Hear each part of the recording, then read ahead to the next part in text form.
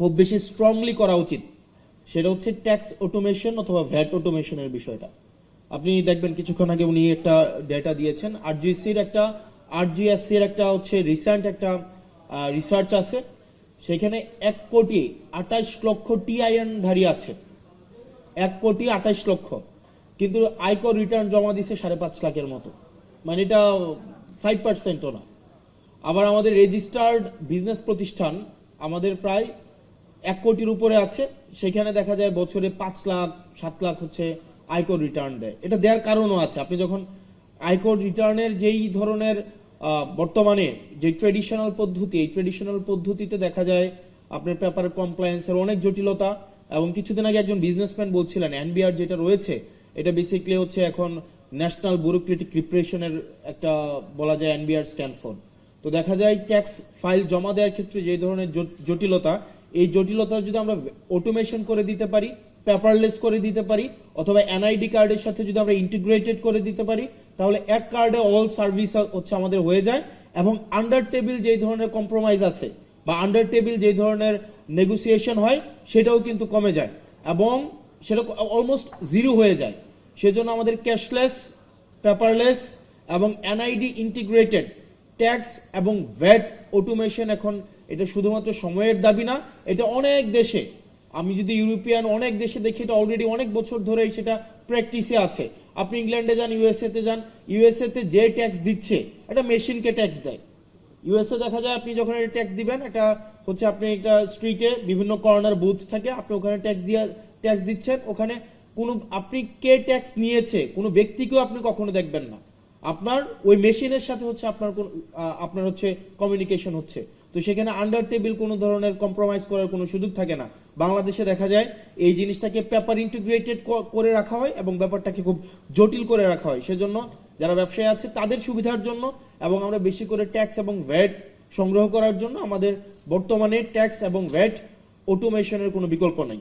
আর দ্বিতীয় যে বিষয়টা বর্তমানে আমাদের যেই সংকট, আমরা কিছুদিন আগে যেই জাতীয় সংকটের মধ্য দিয়ে গিয়েছে, সেটা হচ্ছে আমাদের ফুয়েল ক্রাইসিস, একই সাথে সাথে আমাদের এনার্জি ক্রাইসিস। এই ফুয়েল এবং এনার্জি ক্রাইসিস এখন দেখা যায় লম্বা লাইন কমে গিয়েছে, এখন লম্বা লাইন নাই। তবে এটা থেকে আশাবাদী হওয়ার কোনো কারণ নাই, কারণ আমাদের ফুয়েল ডিপেন্ডেন্সিটা যদি আমরা দেখি, আমাদের ফুয়েল ডিপেন্ডেন্সিটা ইম্পোর্ট বেসড, এবং আমাদের দেখা যায় গ্যাস থেকে আমরা হচ্ছে 43% হচ্ছে আমরা ফুয়েল পাই, এনার্জি পাই, আমরা গ্যাস থেকে সেটা 43% পাই। এবং গ্যাসের যেই বেশিরভাগ আমাদের এলএনজি কিনতে হয় কাতার থেকে। এখন এই কাতারের এলএনজি আমাদের প্রত্যেকদিন প্রায় 4,000 MFCFD হচ্ছে আমাদের গ্যাস লাগে প্রত্যেকদিন, 4,000 million metre cubic feet per day. কিন্তু দেখা যায় আমাদের হচ্ছে এই ডোমেস্টিক আমাদের সোর্সিং করতে পারে আমরা 2,000 MFCFD, আমাদের স্টিল 2,000 শর্ট MFCFD। এখন এটাকে আমরা কাতার থেকে আনতে হয় অথবা ওমান থেকে আনতে হয়, ওমানও আবার সেটা কাতার থেকে কিনে। এখন দেখেন আমরা এই যে হেভিলি একটা ইম্পোর্ট ডিপেন্ডেন্ট একটা হচ্ছে আমরা ফুয়েলে গিয়ে আমাদের এনার্জি আমাদের সোর্স করতে হয়। এরপর দেখেন আমাদের প্রায় 21% আমাদের হচ্ছে এনার্জি আমরা সোর্স করি হচ্ছে আপনার থেকে, আপনার এইচএফও থেকে, মানে হেভি ফুয়েল অয়েল যে জায়গা থেকে আমাদের করতে হয়, আমাদের ডিজেল থেকে করতে হয়। অর্থাৎ এই যে ফার্নেস অয়েল ডিপেন্ডেন্সি আমাদের কখনোই এনার্জি ইন্ডিপেন্ডেন্ট করবে না। তো এনার্জি ইন্ডিপেন্ডেন্ট না হলে আমাদের যে প্রবলেমটা হবে, দেখা যায় আমাদের এই যে ইন্ডাস্ট্রিয়াল এবং কমার্শিয়াল আমাদের এনার্জি অনেক ক্রাইসিস আছে। ইন্ডাস্ট্রি এবং কমার্শিয়াল এনার্জি ক্রাইসিসের কারণে আমাদের হচ্ছে বিজনেস বার্জিয়ন হচ্ছে না, বিজনেস বাড়ে না। আমাদের এখানে দেখা যায় প্রচুর পরিমাণ আমাদের লোডশেডিং এর কারণে আমাদের বড় বড় প্রতিষ্ঠানগুলো প্রত্যেক বছর ক্রাইসিসের মধ্য দিয়ে যেতে হয়। তো সেজন্য আপনি যদি আমাদের আশেপাশের দেশগুলোতে দেখেন, ইন্ডিয়াতে দেখেন, তারা কিন্তু আপনার এনার্জি সোর্সকে ডাইভার্সিফাই করতে পারছে, এখন রিনিউয়েবলসে চলে গেছে। আমাদের পাকিস্তান দেখবেন ওরা হচ্ছে আপনার রিনিউয়েবলসে এখন এই যে এখন একটা ইসরায়েল এবং হচ্ছে ইসরায়েলের যে সংকটটা তৈরি হয়েছে, ইসরায়েল ইউএসএ এবং মধ্যপ্রাচ্য ইরানের সাথে যে যুদ্ধটা হয়েছে, সেটার ইম্প্যাক্ট কিন্তু পাকিস্তানে পড়ে নাই, উরুগুয়েতে পড়ে নাই, কেনিয়াতে পড়ে নাই, কারণ হচ্ছে তারা এখন রিনিউয়েবলস এখন ডিপেন্ডেন্ট। দেখা যায় তাদের 57%-এরও বেশি হচ্ছে আপনার এনার্জি আপনার হচ্ছে রিনিউয়েবলস থেকে তারা উৎপাদন করতে পারছে। কিন্তু আমাদের রিনিউয়েবলস এর উৎপাদন ক্যাপাসিটি হচ্ছে 2.9% মাত্র, জাস্ট 2.9%। এখন আমাদের এই যে লাস্ট আপনি 10-15 বছরে যদি দেখেন, আমাদের নতুন কোন ধরনের হচ্ছে আমরা ডোমেস্টিক কোনো সোর্সিংই করি নাই রিনিউয়েবলস এর জন্য। আমাদের একটার পর একটা পাওয়ার প্ল্যান্ট দিয়ে গেছে, কিন্তু এগুলা থেকে হচ্ছে আমরা সোর্স করতে পারি নাই। তো সেটার জন্য আমরা বলবো যে সুদূর প্রসারে আমাদের পরিকল্পনার ঘাটতি ছিল। আমাদের দিন শেষে আমাদের যেই ইম্পোর্ট বেস যেই আমাদের এনার্জি সোর্সিং করার যে পদ্ধতি বা আমাদের যেই প্রক্রিয়া ডিপেন্ডেন্সি, সেটা থেকে আমাদের বের হয়ে আসতে হবে এবং আমাদের দিন শেষে রিনিউয়েবলস আমাদের যাইতে হবে। আমরা যদি রিনিউয়েবলসে না যাই, আমাদের যে পরিমাণ প্রত্যেক দিন আমাদের এই পিক টাইমে আমাদের 15 গিগাওয়াট বা 15,000 16,000 আমাদের গিগাওয়াট হচ্ছে আমাদের ডিমান্ড, পিক ডিমান্ড। এটা হয়তো উইন্টারে সেটা ফল করে 7-8 গিগাওয়াটে আসে, কিন্তু আমাদের দেখা যায় এটাও হচ্ছে আমরা নিজেরা হচ্ছে সোর্স করতে পারবো না। আমরা যদি প্রত্যেক বছর এই ধরনের এই যে ক্রাইসিসটা এখন তৈরি হয়েছে, এই ক্রাইসিস কিন্তু এটা মানে ইমিডিয়েট সলিউশন হবে বলে বোধ হচ্ছে না। এটা একটা লং টার্ম একটা ইম্প্যাক্ট ইকোনমির মধ্যে পড়বে এবং এনার্জির মধ্যে পড়বে। এবং দিন শেষে যদি এনার্জি এই পুরা সিস্টেম কলাপস করে, আমার পুরা হচ্ছে বিজনেস কলাপস করবে, আমার হচ্ছে সবকিছু আমার হচ্ছে প্রাইস ইনক্রিজ হবে এবং দেখা যায় যে স্থানীয়ভাবে আমাদের যে এসএমই সেক্টর যেটা নিয়ে আমরা আশাবাদী হচ্ছি, ওই জায়গাও কিন্তু একটা বড় ধরনের একটা সংকট সৃষ্টি হবে। সেজন্য আমাদেরকে এখন ডাইভার্সিফিকেশন অফ এনার্জি সোর্স আমাদের খুবই গুরুত্বপূর্ণ। আমাদেরকে সিসমিক হচ্ছে সার্ভের মধ্য দিয়ে আমাদের অফশোরে অনশোরে হচ্ছে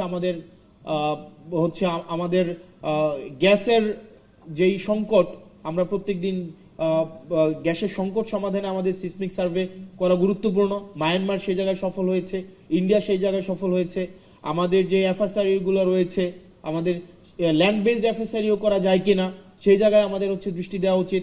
তবে আমি লাস্ট কিছুদিন জ্বালানি বিষয়ক, আমি একটা কমিটিতে আছি, জাতীয় জ্বালানি বিষয়ক কমিটি, সেই জায়গায় দেখলাম মূলত বিশেষ করে আমলাদের মধ্যে অনেকেই, সব আমলা না, আমলাদের মধ্যে অনেকেই যে এলএনজির সাথে রিলেটেড সে গভর্নমেন্টকে পুশ করার চেষ্টা করে এলএনজি কিভাবে আমাদের দেশে হচ্ছে এনার্জি সংকট নিরসনে সহায়তা করবে। কারণ এলএনজি কোম্পানিগুলো তারা ইম্পোর্ট করে, মানে হচ্ছে ইনভেস্ট করে, এবং দেখা যায় রিটায়ারমেন্টের পরে দেখা যায় ওই আমলা ওই এলএনজি কোম্পানির কোনো একটা অ্যাডভাইজরি হচ্ছে চাকরি বাকরি করে বা কোনো একটা পোস্টে যায়। আবার যে হচ্ছে এইচএফও নিয়ে কাজ করে, সে দেখা যায় গভর্নমেন্টকে পুশ করে, পলিসিতে পুশ করে যে আমাদের হেভি ফুয়েল অয়েল গুলা যদি আমরা ইম্পোর্ট করি বেশি বেশি, সেটা কিভাবে আমাদের এনার্জি ক্রাইসিসকে সলভ করবে। আমাদের দেখা যায় যে ডিজেল নিয়ে কাজ করে, সে গভর্নমেন্টকে পুশ করে কেমনি ডিজেলকে হচ্ছে আপনার যদি গভর্নমেন্ট ডিজেল বিভিন্ন জায়গা থেকে কিনে, স্পট মার্কেট থেকে কিনে, এখানে দেখা যায় গভর্নমেন্টের মধ্যে অনেকগুলো হচ্ছে এজেন্ট আছে, মানে গভর্নমেন্টের অনেক আমলারা হচ্ছে বিভিন্ন কোম্পানির এজেন্ট হিসেবে হচ্ছে এখানে পারপাস সার্ভ করে।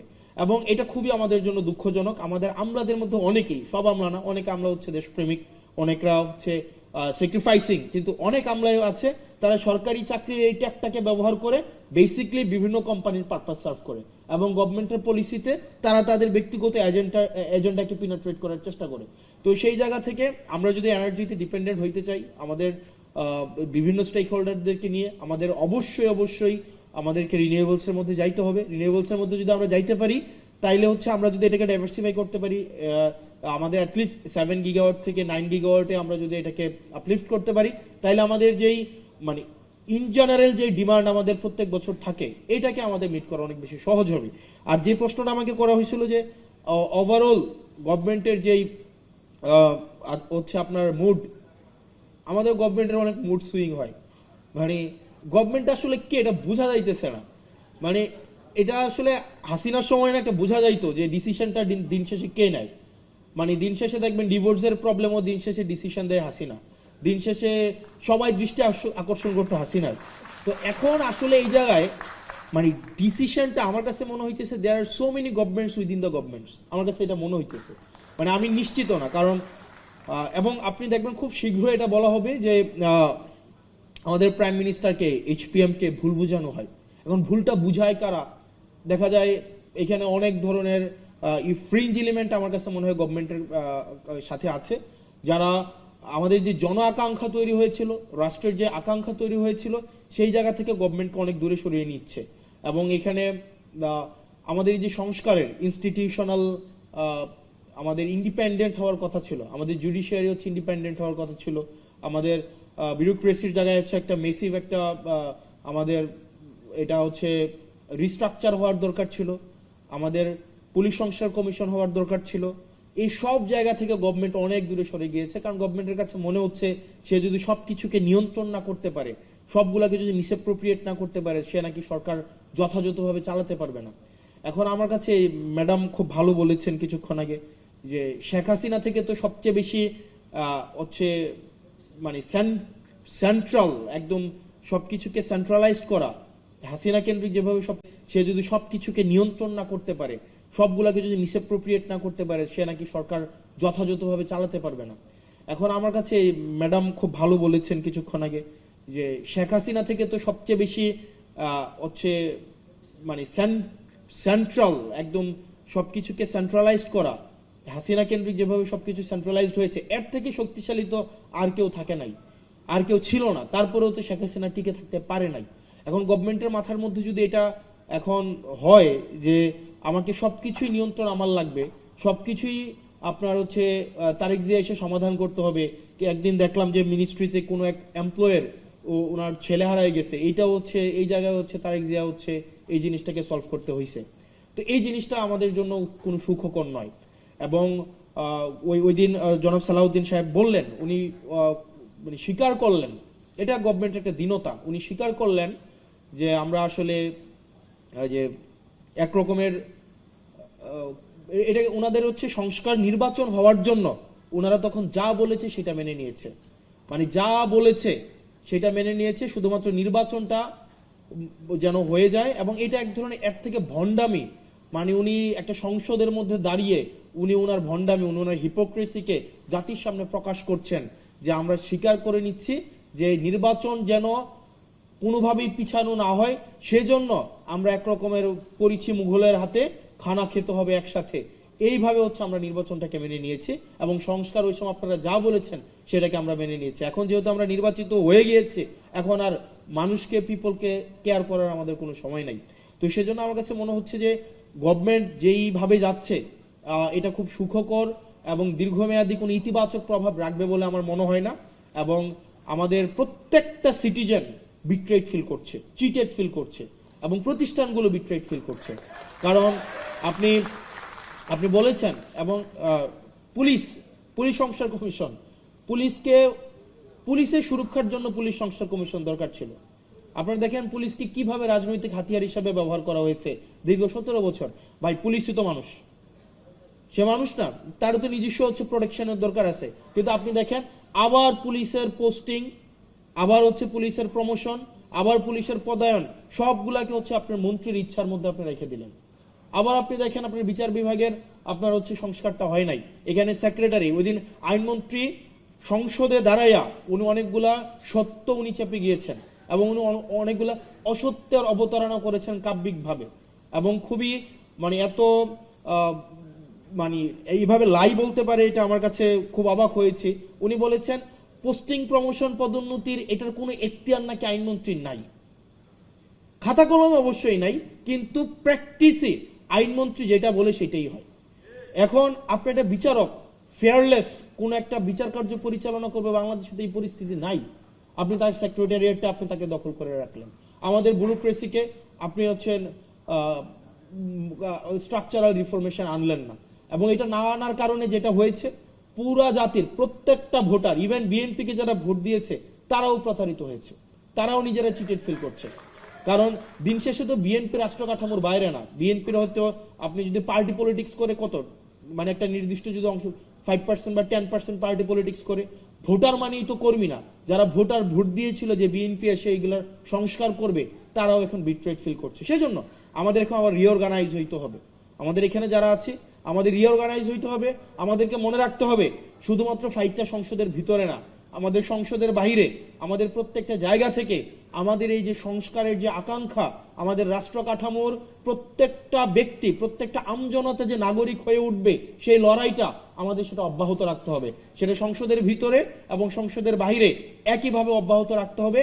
আবার যেন এমন কোন সিস্টেম বিদ্যমান না থাকে যে সিস্টেমের মধ্য দিয়ে আবার নতুন করে শেখ হাসিনা উৎপাদন না হয়। আমাদের আবার মাথায় রাখতে হবে সেটার মধ্য দিয়ে একজন ব্যক্তি ঢুকবে, ঢুকে আবার শেখ হাসিনা হয়ে বের হবে, এরকম কোনো যেন রাষ্ট্র ব্যবস্থা বাংলাদেশে বিদ্যমান না থাকে, সেজন্য আমাদের লড়াইটা অব্যাহত রাখতে হবে। আপনারা ভালো থাকবেন, আপনারা সুস্থ থাকবেন, আপনাদের সাথে দেখা হবে। এবং আমরা অবশ্যই, আমরা যেহেতু 5ই আগস্ট জুলাইয়ের মধ্য দিয়ে আমরা এই প্রজন্ম গিয়েছি, আমরা সংস্কার অবশ্যই আনবো, আজকে না হোক আগামীকাল, আগামীকাল না হোক পরশু। এটা অবশ্যই, এটা জাতি, এটা হচ্ছে আমাদের নিয়তি, এবং এটা হচ্ছে আমাদের চূড়ান্ত, আমাদের বাংলাদেশের প্রয়োজন, বাংলাদেশের চূড়ান্ত নিয়তি হচ্ছে এই সংস্কার।